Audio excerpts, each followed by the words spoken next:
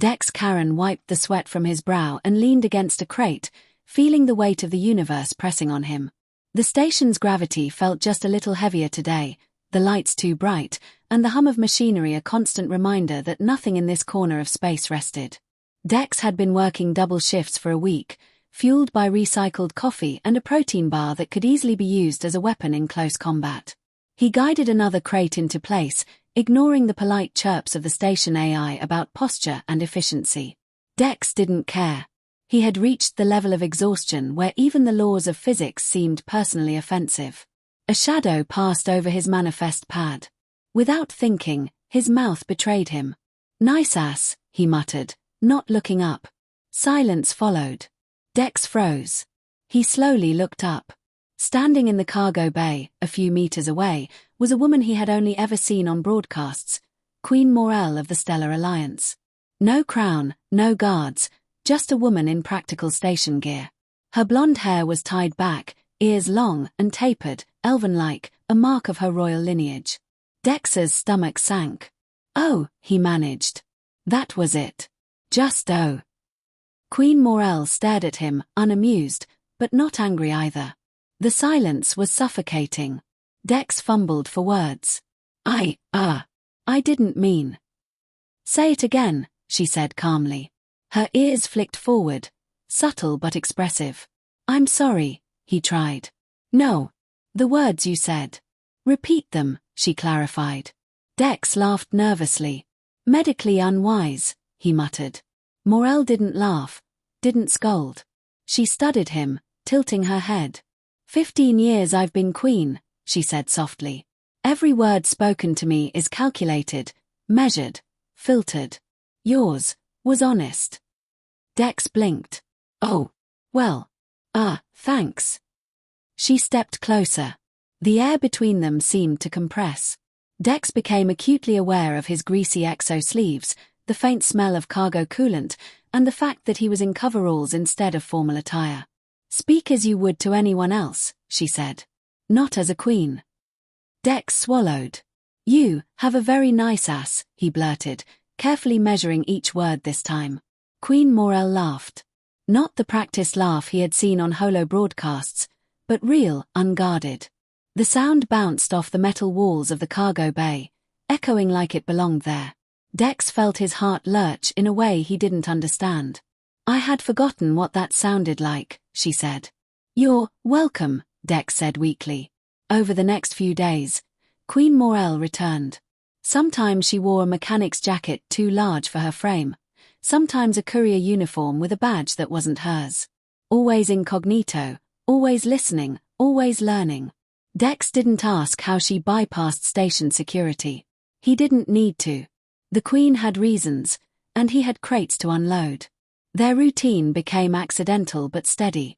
Dex would complain about faulty loaders, the terrible station food, or a crate of ceremonial fish that had escaped containment. Morel would listen, occasionally laughing, sometimes asking questions that made Dex realize how little she had experienced normal life. "You choose what to eat?" she asked incredulously one day. "Sometimes," Dex replied. "And if I don't like it, I complain and eat it anyway." "This is inefficient," she said. "So is ruling 14 star systems," Dex shot back. One day, as Dex adjusted a magnetic loader, Morel stiffened. "They are watching," she murmured. "Who? And should I pretend to be competent?" Dex asked. "My advisors," she said. "They think I am distracted by you." Dex nearly dropped the tool. "Oh, that's unfortunate." "They fear I am becoming informal," Morel admitted, her ears lowering slightly. "Pack it up." "The Empire's falling," Dex muttered. She laughed, a small, private sound. Dex realized that in that moment, she was just a person, just like him, able to forget the crown for a few hours. But not all visits were light-hearted. A hostile trade delegation arrived at the station. They were precise, courteous, and subtly threatening. The Queen would have to perform perfectly, projecting power, confidence, and wisdom in equal measure. Dex observed quietly as the station's ambient lighting shifted to diplomatic beige and security drones multiplied. Before she entered the negotiation chamber, Morel leaned close to Dex. If I do not return, tell my advisors I died heroically of boredom. Dex snorted. I'll make sure the plaque captures your suffering.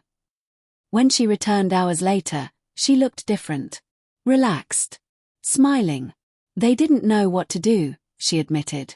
One delegate accused me of being disarming. I laughed. Dex grinned. That's code for they didn't practice against this. Yes, Morel said softly. I heard your voice in my head. Your words, about honesty. Pretending forever is dangerous. I stopped pretending. Dex realized that his simple, reckless honesty had changed the course of diplomacy for an entire quadrant. He had never thought that his poor choice of words could have such weight, yet here it was. Their last meeting came quietly, without ceremony. She handed him a small token, unmarked, warm to the touch. For when the universe feels personally offensive again, she said. Dex held it carefully. The cargo bay felt lighter, the universe less hostile. The crates were still heavy, the machine still faulty, but something fundamental had shifted. Somewhere far away, a queen ruled honestly, and here, a tired human worker had learned the power of speaking without fear. Weeks later, the news feeds buzzed with reports from the Stellar Alliance. Border disputes resolved, trade negotiations accelerated, and cultural exchanges that made no logical sense except that someone dared to act human. Dex watched the Queen speak on the holofeed, long ears uncovered, eyes bright, answering questions with clarity and honesty. Doing it, Dex whispered to himself. She's really doing it. When she returned to the station one final time before leaving for distant worlds, she walked openly, no disguise, no guards. The hangar grew quiet, a reverent silence spreading as if the walls themselves recognized the importance of the moment. Dex guided a crate into place, then turned. She smiled, unmistakably at him. He set the controls to idle. Let them start the rumors, she said softly. They need better ones. I'll take care of it, Dex replied, though he knew nothing needed fixing. The moment had happened, history quietly rewritten. Before leaving, Morel placed her hand over his briefly. Warm, grounding, familiar. Wherever I stand, she said, I will remember the human who spoke without fear. Dex straightened, feeling taller somehow. And wherever I am, he said, I'll remember the Queen who learned to laugh. She left, and the hangar returned to its usual rhythm. Crates moved, drones hummed, gravity stayed steady. But something had changed. Dex opened his locker, held the warm token, and whispered, Yeah, I get it. And for the first time in weeks, the universe felt not entirely offensive. I must leave soon, she told him. The colony cannot wait, and I cannot ignore the unrest. But I will return.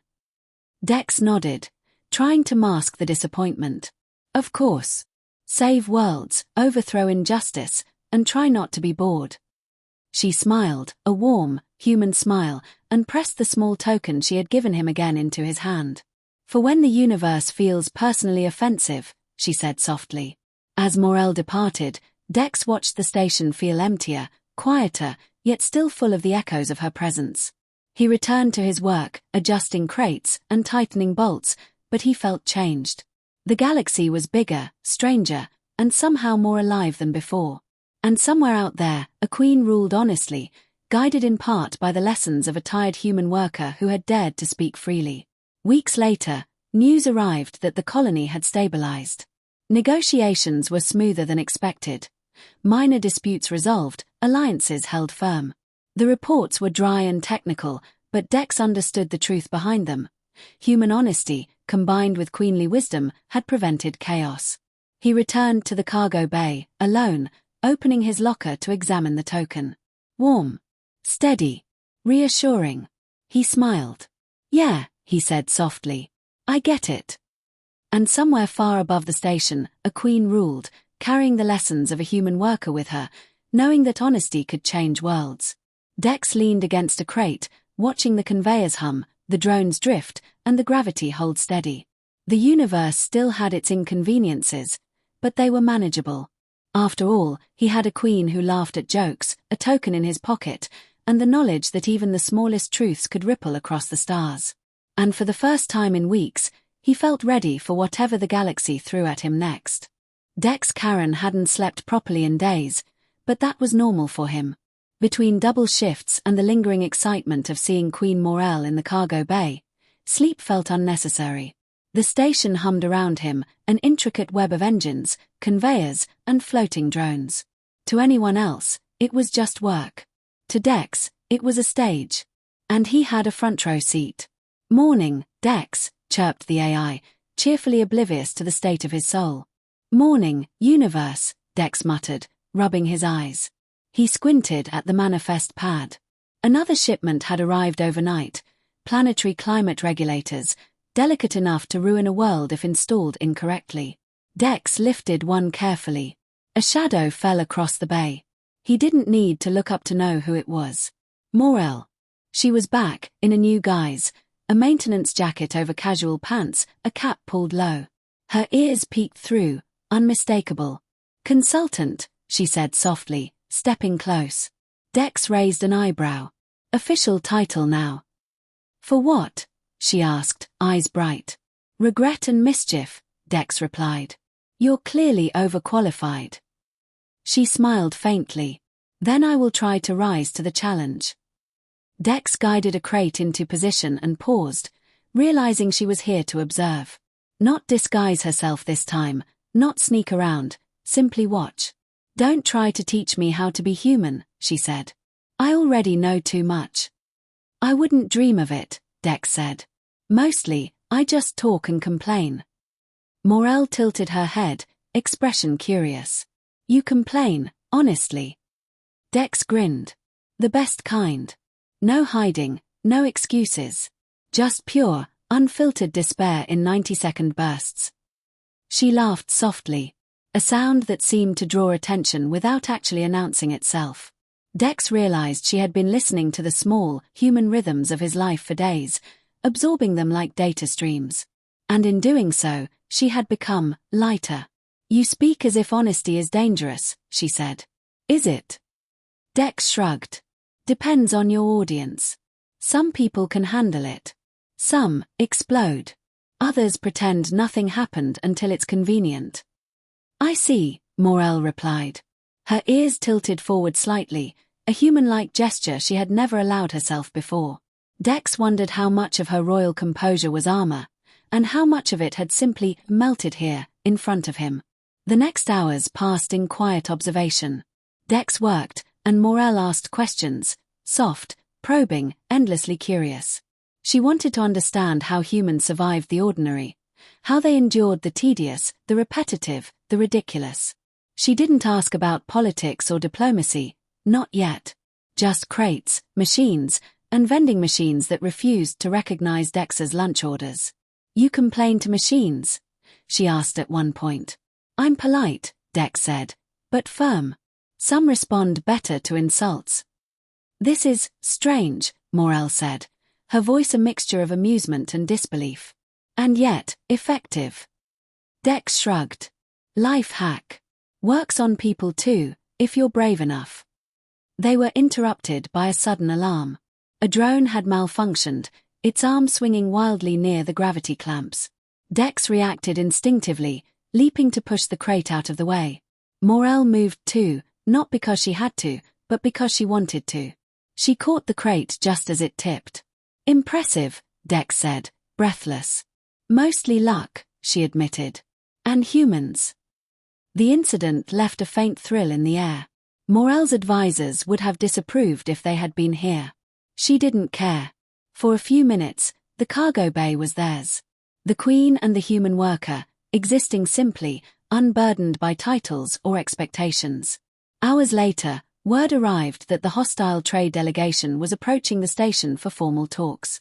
Morel's schedule was packed: briefings, security checks, and rehearsed statements. Dex watched her prepare, noting how every gesture had been measured, every word carefully chosen. And yet, under the practiced calm, he saw traces of the woman he had met in the cargo bay. Curious, amused, human. When the delegation arrived, they were as he expected. courteous, subtly threatening, and radiating the smug confidence of those who had spent generations pretending. Morel greeted them with elegance, her posture perfect, her words precise. And then, she looked at him. A slight nod, almost imperceptible, but enough to remind Dex that the Queen was still human, still listening, still remembering the small lessons of honesty. "Remember," he whispered to himself, "clarity is dangerous. Honesty is power." The negotiation began, with the delegates pressing, testing, prodding. Morel listened, nodded, and occasionally allowed herself a small smile, the kind of smile Dex had seen before in the cargo bay. She asked questions that cut through the pretense, her words direct, clear, and unexpected. Dex watched from a side corridor, pretending to check crates, heart racing. He realized then that everything he had said to her, the careless joke, the complaints, the honesty, had shaped her approach. She was wielding human truth like a weapon against centuries of practiced diplomacy. Hours passed. By the end, the delegation left unsettled, confused, and slightly impressed. Morel had done what no one expected. She had been herself, honest and unpretentious, and emerged stronger for it. Dex approached her afterward. "Well," he asked. "They didn't know how to respond," she admitted, voice quiet but triumphant. "They were expecting calculation, intimidation. Instead, they got me. And you. Your words guided me." Dex shook his head. "I didn't do anything. You did all the work." "No," she said firmly. "You reminded me what it feels like to be human." For a long moment, they stood there, the station humming softly around them. Dex realized how much had changed in just a few weeks. A human worker had affected a Queen's perspective. A Queen's perspective had subtly shifted the balance of interstellar power. And yet, their connection remained private, hidden behind routine and stations and schedules. It wasn't romance, at least not in the traditional sense.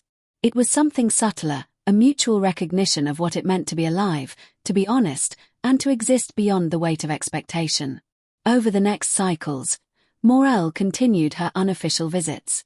She watched Dex work, asked questions, laughed at minor frustrations, and occasionally offered insight into royal life that Dex would have never guessed existed.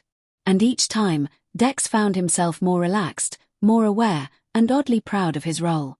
"You really should rest," Morel said one day, tilting her head. "You look exhausted." "I function better on exhaustion," Dex replied. "Humans," she murmured, shaking her head. Dex grinned. "We're charming when we're tired." But the peace was not meant to last. Reports came in of unrest on one of the Alliance's outer colonies, an industrial revolt, fueled by sabotage, misinformation, and political maneuvering. Dex learned of it first through the station feeds, but Morel was already aware, moving with the calm efficiency that defined her rule.